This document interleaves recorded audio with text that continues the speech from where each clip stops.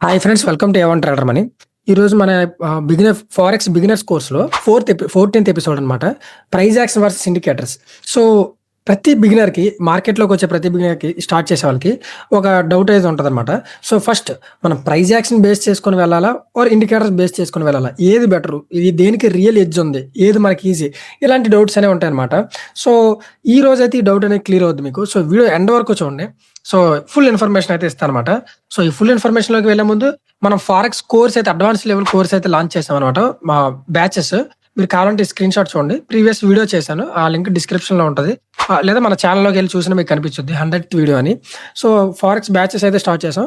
మీకు అడ్వాన్స్ లెవెల్‌లో నేర్చుకోవాలనుకుంటే అందులో కాంటాక్ట్ అవ్వండి. సో, అందులో జాయిన్ అవ్వచ్చు. And trading view accounts 3 months, 6 months, 1 year accounts కూడా యాడ్ చేసాం. సో, ఎవరికైనా ప్రీమియం అకౌంట్స్ తక్కువ ప్రైస్‌కి కావాలి అనుకుంటే అది కూడా కాంటాక్ట్ అవ్వచ్చు. మన వాట్సాప్ మీరు చూసుకోండి, మనకు వాట్సాప్ గ్రూప్ అయితే ఉందన్నమాట. వాట్సాప్ పర్సనల్ అకౌంట్ అయితే ఇస్తున్నాను. సో, ఇందులో మీరు గ్రూప్ ఉంది. గ్రూప్‌లో జాయిన్ అవ్వచ్చు. ఇక్కడ మీకు ఏదైనా కావాలా, డౌట్స్ ఉన్నా, ఏమున్నా సరే ఇక్కడ టెక్స్ట్ చేయొచ్చనమాట. అకౌంట్ రిలేటెడ్, ట్రేడింగ్ రిలేటెడ్, ఎలాంటి రిలేటెడ్, ట్రేడింగ్ రిలేటెడ్ ఏవైనా సరే, రిజిస్ట్రేషన్ రిలేటెడ్ ఏవున్నా సరే మీరు ఇక్కడ కాంటాక్ట్ అవ్వచ్చు. దెన్ మీరు డౌట్స్ అయితే క్లియర్ చేసుకోవచ్చనమాట. ఓకే. సో, ఇంక మనం టాపిక్‌లోకెళ్ళిపోతే price action versus indicators. So, first of all price action గురించి మనం మాట్లాడుకుందాం. ఫస్ట్ థింగ్ ప్రైస్ యాక్షన్ గురించి మాట్లాడుకుందాం. దాని తర్వాత ఇండికేటర్స్ ఏది బెటరు కంపేర్ చేసి క్లియర్‌గా ఎక్స్‌ప్లెయిన్ చేస్తానమాట. ఫైనల్‌గా నా నా వ్యూ ఏంటి? నేనెందుకు దీనికే స్టిక్ అయ్యాను అనే దాని గురించి కూడా చెప్తాను. First of all price action చూసుకుంటే ప్రైస్ యాక్షన్ అంటే ఏంటి? సో, ప్రైస్ యాక్షన్ అంటే the movement of price over time అనమాట. సో, సింప్లీ చెప్పాలంటే analysing the price moving using candlesticks, market structure, support and resistance patterns. అంటే మార్కెట్ మనం ఎలా analysis చేస్తాం? ఇక్కడ ఏం యూజ్ చేస్తామంటే మనం అనాలిసిస్ చేయడానికి మార్కెట్ స్ట్రక్చర్. మీరు చూసుకుంటే మార్కెట్ బుల్లిష్ ట్రెండా, బేరిష్ ట్రెండా, మార్కెట్ స్ట్రక్చర్ యూజ్ చేస్తాం. మీరు ఇక్కడ చూసుకుంటే క్యాండిల్‌స్టిక్స్ ఉంటాయి కదా! ఇక్కడ క్యాండిల్‌స్టిక్స్ ఆప్షన్ ఉంటది. ఈ క్యాండిల్‌స్టిక్స్‌ని యూజ్ చేసుకొని మనం అనాలిసిస్ చేస్తాం. And support and resistance zones ఉంటాయి. వాటిని యూజ్ చేసుకొని అనాలిసిస్ చేస్తాం. అండ్ ప్యాటర్న్స్, కొన్ని ప్యాటర్న్స్ అయితే ఉంటాయన్నమాట, క్యాండిల్‌స్టిక్ ప్యాటర్న్స్. వాటిని యూజ్ చేసుకొని ట్రేడ్ చేస్తాం. ఇలా మనం ఎలాంటి ఇండికేటర్ లేకుండా చార్ట్ పైన ఎలాంటి ఇండికేటర్ లేకుండా ఈ వీటిని యూజ్ చేసుకొని ట్రేడ్ చేస్తే మనం ప్రైస్ యాక్షన్ అంటామనమాట. వేరేజ్ మన ఇండికేటర్స్‌కొస్తే ఇదొక మ్యాథమెటికల్ టూల్ అనమాట. Mathematical tool. సో, ఇదొక మ్యాథమెటికల్ టూల్. సో, ఇది ఏంటంటే ఆల్రెడీ ప్రీవియస్‌గా అయిపోయిన డేటా, పాస్ట్ డేటా అంటారు. ప్రీవియస్‌గా డేటా అయిపోయి ఉంటది కదా! ఫర్ ఎగ్జాంపుల్ ప్రీవియస్‌గా బుల్లిష్ ఆర్ బేరిష్ ఒక డేటా వచ్చి ఉంటది. సో, దాన్ని బేస్ చేసుకొని, ప్రైస్‌ని బేస్ చేసుకొని, ప్రీవియస్‌గా వచ్చిన వాల్యూమ్ అండ్ మొమెంటమ్‌ని బేస్ చేసుకొని ఒక ఫార్ములా అయితే బిల్డ్ చేస్తారనమాట. ఆ ఫార్ములా ఏంటంటే ఇండికేటర్ అనమాట. ఆ ఫార్ములా ఏంటి? యావరేజ్ చేస్తది.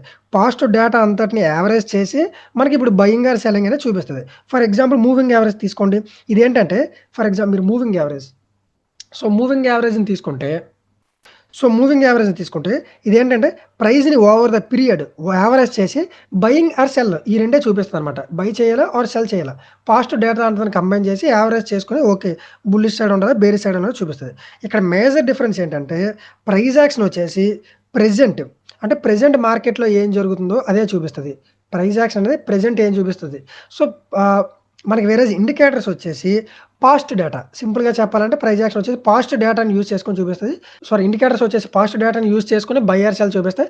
ప్రైస్ యాక్షన్ ఏంటంటే ప్రెజెంట్ ఏం జరుగుతుందో దాన్ని బేస్ చేసుకొని బై ఆర్ సెల్ చూపిస్తాయన్నమాట.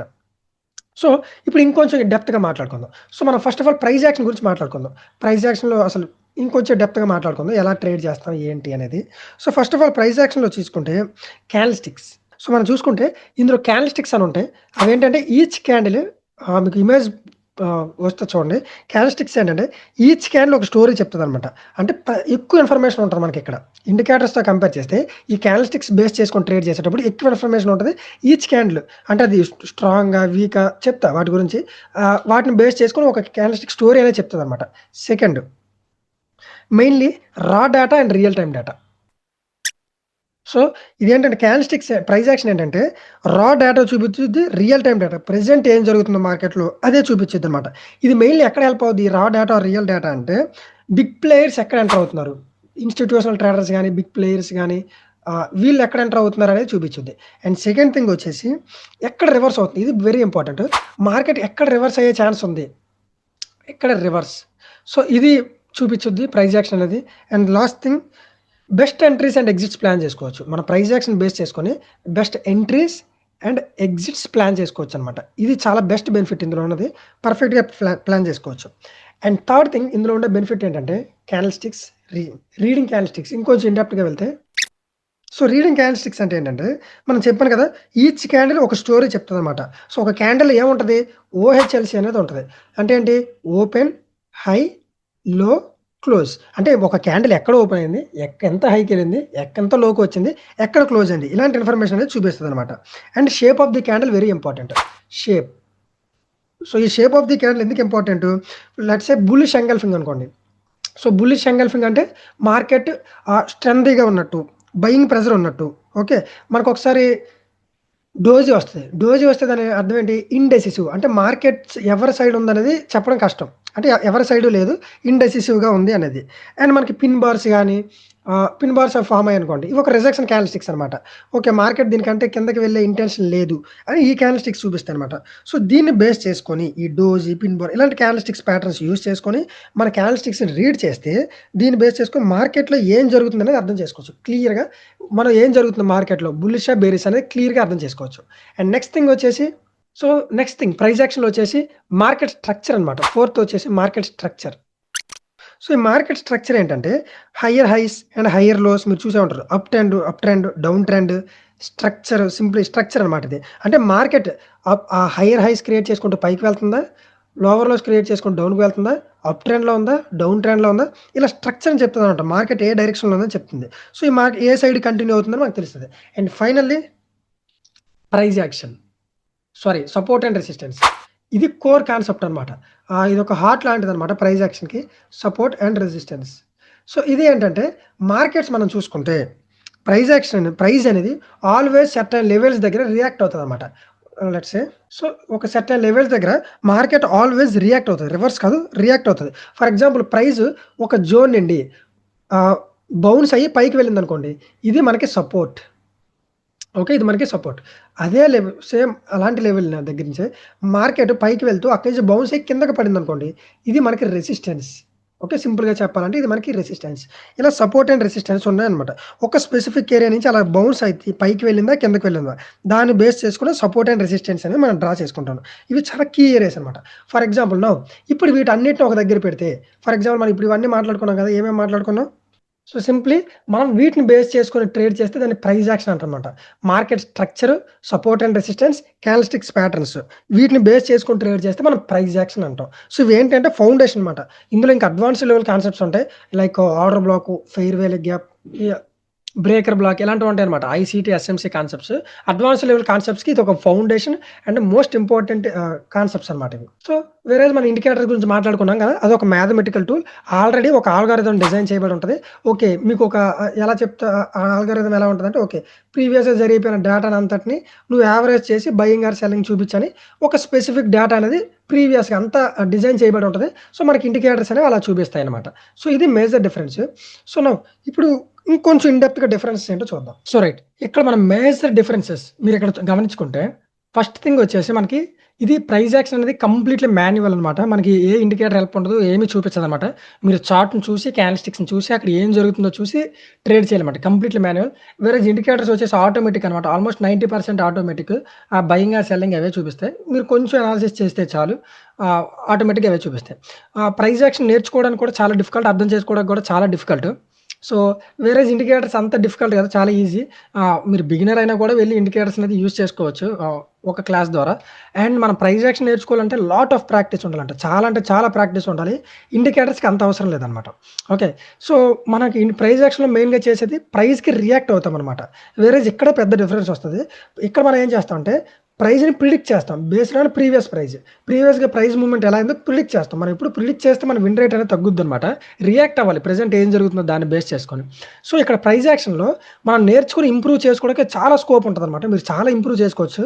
బట్ ఇండికేటర్స్‌లో అలాంటి ఛాన్స్ ఉండదనమాట. ఆల్రెడీ అంతా ఫిక్స్ చేసి ఉంటది కదా! సో మనం అందులో నేర్చుకోవడానికి ఉండదు. జస్ట్ ఎగ్జిక్యూట్ చేయాలంతే.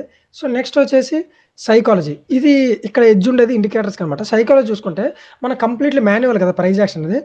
సో మన సైకాలజీ అనేది కొంచెం అప్ అండ్ డౌన్ అవ్వచ్చు. కొన్నిసార్లు మీరు హ్యూమన్ ఇంటర్ఫియరెన్స్ ఉంటది కాబట్టి కొంచెం అది అప్ అండ్ డౌన్ అవ్వచ్చు. సైకాలజీ ప్రాబ్లమ్ రావచ్చు. బట్ వేరేజ్ ఇండికేటర్ దగ్గర అంత ప్రాబ్లమ్ రాదు. ఎందుకంటే కంప్లీట్‌లీ ఆటోమేటిక్‌గా అదే చూపిచ్చిద్ది కాబట్టి సైకాలజీ అనేది అంత ప్రాబ్లమ్ రాదు. అండ్ ప్రైస్ యాక్షన్‌లో హై యాక్యురసీ ఉంటదనమాట. విన్ రేట్ గాని, యాక్యురసీ అనేది ఎక్కువుంటది. వేరేజ్ ఇండికేటర్స్‌లో లో యాక్యురసీ ఉంటది.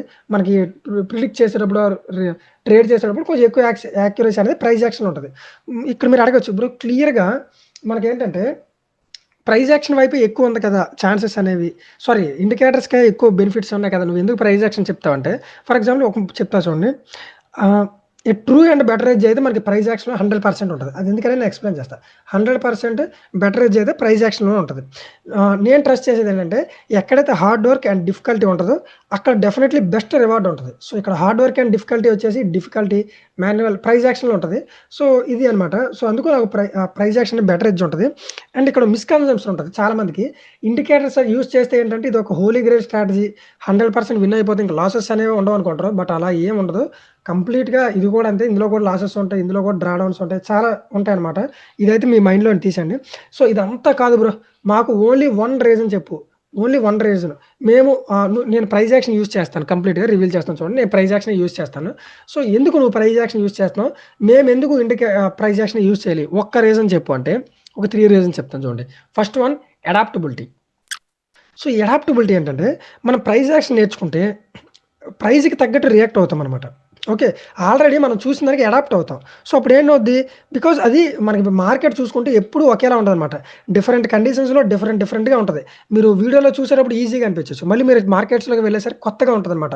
సో, ఇప్పుడు ఎప్పుడైతే మీరు ప్రైజ్ యాక్షన్ బేస్ చేసుకొని ట్రేడ్ చేస్తారో, అక్కడ కొత్తగా ఉన్నా సరే దానికి అడాప్ట్ అయిపోతారనమాట.